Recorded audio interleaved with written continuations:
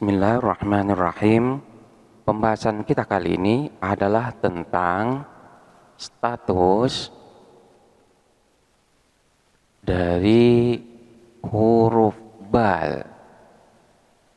Apa status daripada huruf bal dan bagaimana cara kita untuk memberikan makna daripada huruf bal ini? Huruf bal sendiri ini ada dua macam. Yang pertama adalah huruf bal sebagai huruf ibtidaiyah, sebagai huruf permulaan. Ciri-cirinya adalah setelahnya bal ini diikutin dengan jumlah, baik jumlah tersebut jumlah ismiyah maupun jumlah fi'liyah. Kemudian yang kedua ini adalah bal yang merupakan huruf ataf, bal al-atifah, di mana ciri daripada bal atifah itu adalah setelahnya bal ini tidak berupa jumlah.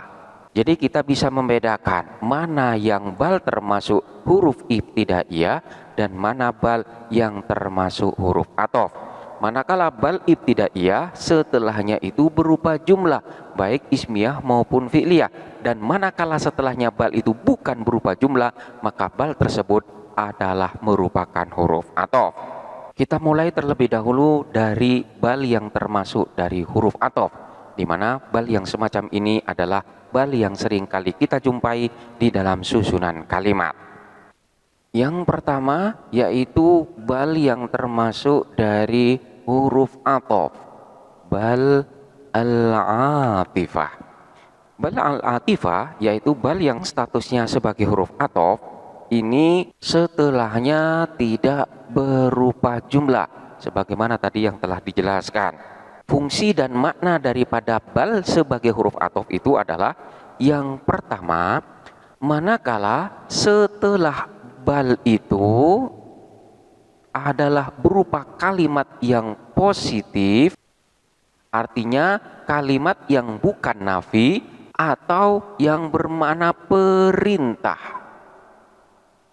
maka bal ini berfungsi untuk membatalkan hukum daripada kalimat sebelumnya, dan selanjutnya memindahkan hukum kepada kalimat yang terletak setelahnya. Jadi sekali lagi, untuk bal sebagai huruf ataf, manakala terletak setelahnya kalimat positif yaitu bukan kalimat nafi atau terletak setelahnya perintah, maka fungsi daripada huruf bal tersebut adalah membatalkan hukum yang terletak pada kalimat sebelumnya lalu memindahkan hukum itu kepada kalimat yang terletak setelahnya. Kita ambil contoh seperti lafaz jaa sa'idun, bal amrun. Jaa telah datang, sa'idun siapa Sa'id, bal amrun bahkan Amar. Dalam susunan ini kita lihat bahwa bal ini terletak setelahnya kalimat yang positif, karena jaa sa'idun itu bukan kalimat negatif, artinya kalimat tersebut bukanlah kalimat yang mengandung makna peniadaan.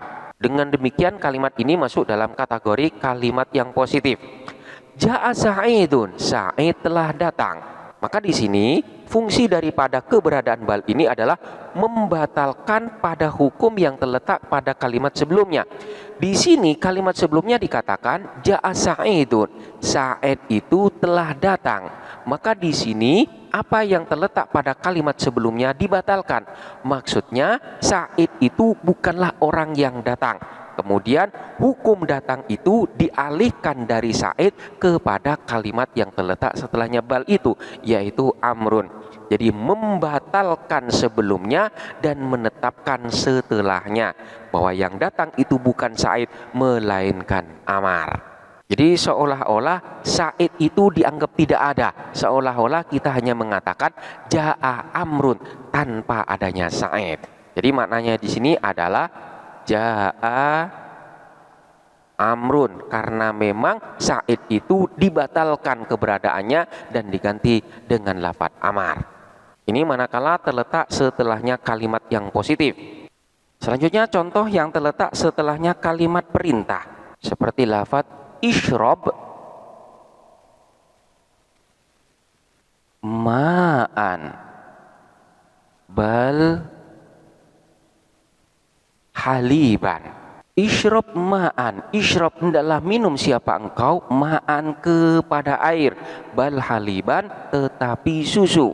Minumlah air tapi susu. Maksudnya bagaimana? Di sini kita lihat kalimat yang terletak sebelum bal, di mana sebelum bal ini berupa kalimat yang mengandung makna perintah. Ishrob hendaklah minum siapa engkau. Maka fungsi keberadaan dari bal di sini adalah membatalkan hukum yang terjadi pada kalimat sebelumnya, yaitu lafadz ma'an. Kemudian hukum yang ada yaitu ishrob ini dilimpahkan atau dipindahkan kepada kalimat yang terletak setelahnya bal. Sehingga seakan-akan di sini tidak ada lafadz ma'an. Maknanya di sini adalah ishrob haliban. Ishrob hendaklah minum siapa engkau, haliban kepada susu, tanpa adanya ma'an. Ini adalah fungsi yang pertama dari bal yang termasuk dari huruf athof. Kemudian selanjutnya, manakala bal tersebut terletak setelah kalimat yang mengandung makna negatif atau terletak setelahnya larangan. Maka di sini keberadaan daripada bal tersebut adalah berfungsi untuk menetapkan hukum yang pertama, maksudnya hukum kalimat yang terletak sebelum bal, kemudian yang selanjutnya diberlakukan hukum kebalikan pada kalimat yang kedua atau yang terletak setelahnya. Sekali lagi, manakala bal tersebut terletak setelahnya kalimat yang negatif, artinya kalimat yang mengandung makna penafian, yaitu peniadaan, atau terletak setelah kalimat yang mengandung makna larangan, maka keberadaan bal tersebut adalah menetapkan hukum pada kalimat yang pertama, artinya kalimat yang terletak sebelum bal. Kemudian untuk kalimat yang terletak setelahnya bal itu dilakukan hukum kebalikan daripada yang pertama ini. Jadi manakala kalimat yang pertama itu nafi, tidak, maka untuk kalimat yang kedua itu ya. Begitu juga manakala untuk kalimat yang pertama itu dilarang, maka untuk kalimat yang kedua itu diperbolehkan hukumnya. Kita ambil contoh untuk bal yang terletak setelahnya kalimat negatif, kalimat yang mengandung makna nafi. Contohnya seperti lafadz la tazuru al-aduwa bal al-sadiqa. La tazuru, tidak berkunjung siapa engkau atau tidak mengunjungin siapa kamu, al-aduwa kepada musuh, bal akan tetapi al-sadiqa teman. Kamu tidak mengunjungin musuh, melainkan kamu mengunjungin teman. Di sini kita lihat keberadaan daripada bal. Kalimat yang terletak sebelum bal ini adalah kalimat negatif atau kalimat yang mengandung makna nafi. Maka fungsi daripada keberadaan bal di sini adalah menetapkan hukum yang pertama. Di sini hukum yang terjadi apa? La tazuru, tidak berkunjung. Jadi tidak berkunjung itu ditetapkan kepada lafadz al-aduwa. Kamu tidak mengunjungin musuh. Selanjutnya, untuk kalimat yang terletak setelahnya bal itu diberlakukan hukum kebalikan daripada kalimat yang pertama.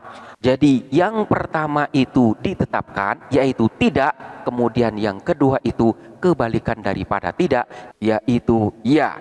Jikalau yang pertama tidak berkunjung, yang kedua itu berkunjung. Artinya, untuk musuh kamu tidak mengunjunginya, namun untuk teman kamu tetap mengunjunginya.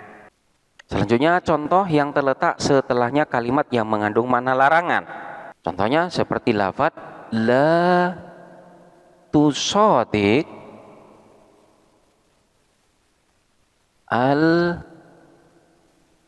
al-ahmaqa bal al-aqila.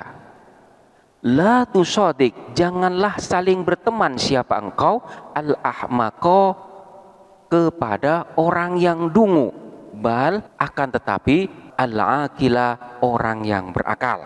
Janganlah bersahabat dengan orang yang bodoh dan dungu, tetapi dengan orang yang berakal.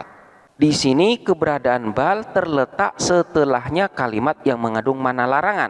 Maka fungsi daripada keberadaan bal di sini adalah menetapkan hukum pada kalimat yang terletak sebelumnya. Di sini hukumnya adalah la tusadik, janganlah kamu itu berteman, janganlah kamu itu bersahabat kepada siapa? Al-ahmaqa. Jadi la tusadik itu berlaku untuk lafaz al-ahmaqa. Namun untuk lafaz yang terletak setelahnya bal itu, la tusadik ini tidak berlaku. Jadi yang diberlakukan ini adalah kebalikan daripada la tusadik. Artinya bertemanlah kamu dengan orang yang berakal. Jadi untuk orang yang dungu dan bodoh, la tusadik, janganlah engkau berteman. Namun untuk orang yang berakal, maka hendaklah kamu berteman dengannya. Jadi ini yang dimaksud dengan menetapkan hukum yang pertama, dan untuk kalimat yang terletak setelahnya itu adalah ditetapkan hukum kebalikannya. Dalam hal ini bal memiliki makna yang sama dengan lakin, yaitu akan tetapi. Dengan demikian bal di sini memiliki fungsi sebagai istidrak, yaitu menetapkan kalimat sebelumnya dan untuk kalimat setelahnya berlaku hukum kebalikannya. Itu adalah makna daripada istidrak. Ini adalah beberapa makna daripada bal yang masuk dalam kategori huruf ataf. Selanjutnya adalah hukum daripada kalimat yang terletak setelahnya bal yang berfungsi sebagai huruf ataf. Ketika bal itu adalah sebagai huruf ataf, maka kalimat yang terletak setelahnya bal itu statusnya adalah sebagai ma'tuf,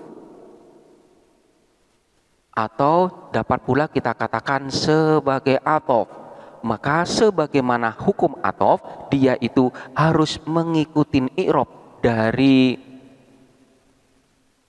ma'tuf alaihnya. Jadi manakala ma'tuf alaihnya dalam keadaan rofa, maka atofnya pun harus dibaca rofa pula. Demikian pula manakala ma'tuf alaihnya dalam keadaan nasab ataupun jar, maka atofnya itu pun harus mengikuti hukum dari ma'tuf alaihnya. Contohnya ketika kita mengatakan qoma Zaidun bal Khalidun. Qoma berdiri Zaidun, siapa Zaid, bal Khalidun, bahkan Khalid. Di sini lafaz Khalid adalah ataf kepada lafaz Zaid. Maka ketika Zaid ini dibaca rofa sebagai fa'il, maka Khalid itu pun dibaca rofa. Begitu juga ketika kita mengatakan ra'aitu Zaidan bal Khalidan. Khalidan dibaca nasab karena mengikuti kepada ma'tuf alaih yang dibaca nasab juga. Ketika kita mengatakan min Zaidin bal Khalidin, Khalid dibaca jar karena mengikuti kepada ma'tuf alaih yang dibaca jar juga karena terletak setelah huruf jar min. Katakanlah di sini dikatakan jitu min Zaidin. Jitu telah datang siapa aku, min Zaidin dari Zaid, bal Khalidin bahkan Khalid. Jadi Khalid dibaca jar karena ma'tuf alaihnya juga dibaca jar. Jadi secara umum ketika bal itu dianggap sebagai huruf ataf, maka ataf i'rabnya mengikuti kepada ma'tuf alaihnya. Hal itu juga berlaku manakala sebelum bal ini berupa kalimat yang mengandung makna nafi atau yang mengandung makna nahi. yang mengandung makna peniadaan dan juga yang mengandung makna larangan. Contohnya seperti ma jaa Zaidun bal amrun. Ma tidak, jaa telah datang, Zaidun siapa Zaid, bal amrun akan tetapi Amar. Bukan Zaid yang datang tetapi Amar. Di sini lafadz amrun i'robnya mengikuti kepada kalimat yang terletak sebelum bal, yaitu i'rob dari maktuf alaihnya. Karena maktuf alaihnya itu dalam keadaan rofa sebagai fa'il, maka amrun ini juga harus dibaca rofa pula. Ini adalah contoh untuk bal yang terletak setelahnya kalimat nafi. Kemudian contoh yang terletak setelahnya nahi, seperti lafadz la tadrib Zaidan bal amron. La tadrib Zaidan, la tadrib jangan memukul siapa kamu, Zaidan kepada Zaid, bal amron akan tetapi Amar. Janganlah kamu memukul Zaid, tapi pukullah Amar. Di sini bal terletak setelahnya kalimat yang mengandung makna nahi. Maka kalimat yang terletak setelahnya bal yang statusnya sebagai atof itu i'robnya mengikuti kepada maktuf alaihnya. Karena lafadz Zaid ini dalam keadaan nasab sebagai maf'ul bih, maka lafadz amron pun dibaca nasab pula. La tadrib Zaidan bal amron. Jadi secara hukum dia itu memang sama, harus mengikuti kepada maktuf alaihnya, namun secara makna keduanya memiliki hukum yang berbeda. Karena memang keberadaan daripada bal di sini sama dengan lakin yang mengandung makna istidrok. Akan tetapi hukum sebelum bal ini ditetapkan, namun untuk kalimat yang terletak setelahnya bal berlaku hukum kebalikannya. Kemudian yang selanjutnya adalah manakala bal itu masuk dalam kategori bal ibtidaiyah. Jadi bukan sebagai bal huruf atof lagi. Maka dalam hal ini hukum kalimat yang terletak setelahnya bal itu adalah sebagai jumlah ibtidaiyah, bukan sebagai atof dari kalimat yang terletak sebelum bal. Sebagaimana tadi yang telah dijelaskan bahwa manakala untuk bal yang berfungsi sebagai huruf atof, maka kalimat yang terletak setelahnya bal itu haruslah tidak berbentuk jumlah. Namun untuk bal yang difungsikan sebagai bal ibtidaiyah, bukan sebagai bal huruf atof, maka kalimat yang terletak setelahnya bal itu adalah berupa jumlah yang nantinya statusnya adalah sebagai jumlah ibtidaiyah, bukan sebagai atof dari kalimat sebelumnya. Maka di dalam susunan tersebut masuk dalam kategori idrob mahdhun, yaitu idrob yang murni, di mana kalimat yang terletak setelahnya bal ini benar-benar tidak memiliki hubungan makna sama sekali dengan kalimat yang terletak sebelum bal. Beda halnya manakala bal ini dianggap sebagai huruf atof, maka kalimat yang terletak setelahnya bal ini masih memiliki hubungan dengan hukum yang terjadi pada kalimat yang terletak sebelumnya. Sebagai perbandingan, kita ambil contoh bal yang berfungsi sebagai huruf atof, seperti contoh yang tadi, ma jaa Zaidun bal Khalidun. Ma jaa Zaidun, tidak datang Zaidun siapa Zaid, bal Khalidun akan tetapi Khalid. Di sini hukum yang terjadi sebelum bal adalah hukum datang. Namun untuk yang terletak sebelum bal ini diberlakukan hukum tidak. Tapi pada intinya hukum yang ada itu adalah datang. Maka kalimat yang terletak setelahnya bal ini masih terkait dengan hukum datang tersebut. Manakala sebelum bal ini tidak datang, namun setelahnya bal ini tetap datang. Jadi ini tidak datang, yang kedua adalah datang. Jadi hukumnya masih sama, masih terhubung, yaitu sama-sama memiliki hukum datang. Beda halnya manakala bal sebagai huruf ibtidaiyah, maka kalimat yang terletak setelahnya bal ini tidak memiliki kaitan sama sekali dengan hukum yang terjadi pada sebelum bal. Kita ambil contoh seperti lafadz qara'tu al-kitabah bal amaroni abi bisyira'i syai'i. Qara'tul kitabah, aku membaca kitab. Bal, namun amaro telah memerintah ni kepadaku abi siapa ayahku bisyira'i syai'i dengan membeli sesuatu. Aku tadi membaca kitab. Bal amaroni abi bisyira'i syai'i, namun ayahku menyuruhku untuk membeli sesuatu. Antara hukum yang terjadi pada qara'tul kitabah dengan hukum yang ada pada lafaz amaroni abi bisyira'il syai' ini tidak ada kaitannya. Hukum yang terjadi pada kalimat yang pertama ini adalah hukum membaca. Namun untuk yang kedua ini hukum yang terjadi adalah ayahku menyuruhku. Tidak ada kaitannya dengan aku membaca kitab. Jadi tidak ada keterkaitan hukum sama sekali. Karena memang kalimat yang terletak setelahnya bal ini berupa jumlah, maka bal yang ada di sini bukanlah sebagai bal huruf athof, namun sebagai bal ibtidaiyah.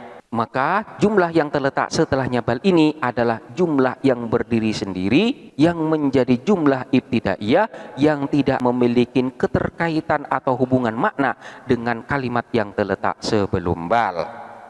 Termasuk sebagai bal ibtidaiyah itu manakala sebelum bal tersebut ini berupa lafaz laisa atau berupa lafaz ma al-hijaziyah. Sekalipun keduanya ini sama-sama mengandung makna nafi, namun di sini memiliki hukum tersendiri, di mana laisa ini termasuk daripada saudaranya kana yang hanya masuk kepada jumlah ismiyah. Sementara untuk ma al-hijaziyah itu memiliki makna dan hukum yang sama dengan laisa. Dengan demikian untuk kalimat yang terletak setelahnya bal itu nanti akan berupa jumlah, di mana nanti untuk mubtada'nya ini dibuang dan hanya menyisakan khobarnya saja, sehingga kalimat yang terletak setelahnya bal yang kedudukannya sebagai khobar ini pun hukumnya adalah dalam keadaan rofa. Contohnya seperti lafaz laisa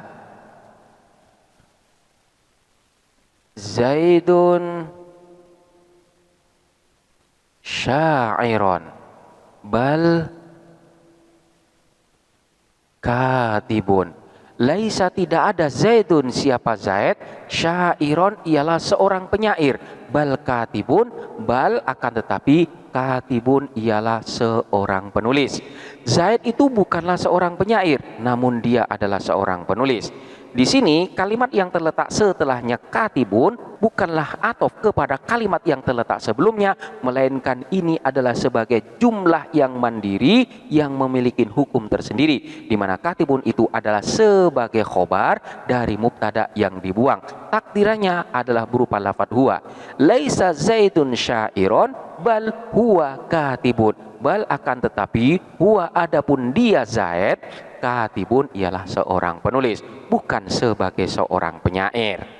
Contoh yang lain yang terletak setelah ma al-hijaziyah seperti lafaz ma hadza basyaron bal malakun. Ma tidak, hadza orang ini, basyaron ialah seorang manusia, bal akan tetapi malakun ialah seorang malaikat. Orang ini bukanlah manusia, tetapi dia adalah seorang malaikat. Kalimat yang terletak setelahnya bal ini sebenarnya adalah merupakan jumlah mandiri yang berupa jumlah ismiyah, di mana mubtada'nya di sini dibuang. Takdirannya adalah berupa lafaz huwa, bal huwa malakun. Huwa adapun dia, hadza malakun ialah seorang malaikat. Jadi malakun itu bukan athof kepada kalimat sebelumnya, karena memang malakun itu adalah sebagai khobar dari mubtada yang dibuang, sehingga i'rabnya pun dibaca rofa. Dengan demikian, kalimat yang terletak setelahnya bal itu adalah jumlah mandiri, jumlah yang memiliki makna sendiri dan tidak ada keterkaitannya dengan jumlah sebelumnya. Maka status daripada bal itu bukan sebagai huruf athof, melainkan sebagai bal al-ibtidaiyah. Ini adalah menurut pendapat jumhur ulama, terutama menurut pendapat dari ulama Basrah. Namun untuk ulama Kufah menyatakan bahwa semua kalimat yang terletak setelahnya bal itu statusnya dapat dianggap sebagai athof, sekalipun terletak setelahnya lafadz laisa ataupun terletak setelahnya ma'al hijaziyah ini, sebagaimana contoh lafadz katibun dan lafadz malakun. Dengan demikian, lafadz katibun dan lafadz malakun itu i'rabnya mengikuti kepada kalimat yang terletak sebelumnya. Dalam susunan yang pertama, lafadz katibun mengikuti i'rab daripada lafadz syairon sehingga dibaca bal katiban yaitu nasab. Kemudian untuk yang kedua demikian pula, yaitu lafadz malakun itu mengikuti i'rab daripada lafadz basyaron sehingga di sini dibaca nasab, yaitu dibaca malakan. Ma hadza basyaron bal malakan. Ini menurut pendapat ulama Kufah. Lalu apa alasannya? Alasannya adalah lafadz katib dan lafadz malak ini secara lafadz dia itu sebagai athof yang i'rabnya mengikuti kepada lafadz syairon. Demikian pula lafadz malakan secara lafadz dia itu nasab mengikuti kepada lafadz basyaron, namun secara mahal dia itu tetap dalam keadaan rofa sebagai khobar dari mubtada yang dibuang. Jadi ulama Kufah itu menganggap bahwa lafadz katib dan lafadz malak itu memiliki dua i'rab sekaligus, secara lafadz dan secara mahal. Secara lafadz dia itu athof, namun secara mahal dia itu tetap sebagai khobar dari mubtada yang dibuang. Jadi boleh-boleh saja kita mengatakan laisa zaidun syairon bal katibun mengikuti pendapat dari ulama Basrah, dan boleh pula kita mengatakan laisa zaidun syairon bal katiban mengikuti pendapat daripada ulama Kufah. Lalu manakah pendapat yang lebih kuat? Dalam hal ini kita mengikuti pendapat dari ulama jumhur, pendapat kebanyakan dari para ulama nahwu, yaitu menjadikan lafadz katibun ataupun lafadz malakun ini sebagai khobar dari mubtada yang dibuang, sehingga i'rabnya pun dirofakan. Jadi pendapat dari ulama Basrah yang didukung oleh pendapat jumhur ulama ini dianggap sebagai pendapat yang lebih kuat karena lebih sesuai secara zahirut tarkib, sesuai secara susunan kalimat yang tampak, dan dalam hal ini selamat dari pertentangan i'rab. Beda halnya dengan pendapat ulama Kufah yang membolehkan lafadz katib ataupun lafadz malak itu memiliki status yang berbeda. Dengan demikian nantinya pasti akan terjadi pertentangan i'rab dengan kaidah yang ada. Mahalnya sebagai khobar mubtada namun dibaca nasab. Ini secara kaidah bertentangan. Dengan demikian pendapat yang lebih kuat adalah pendapat ulama Basrah yang diperkuat oleh pendapat jumhur ulama. Demikianlah pembahasan tentang status daripada bal serta hukum daripada kalimat yang terletak setelahnya bal. Selanjutnya silakan dipelajari dengan seksama dan sampai jumpa pada pembahasan berikutnya.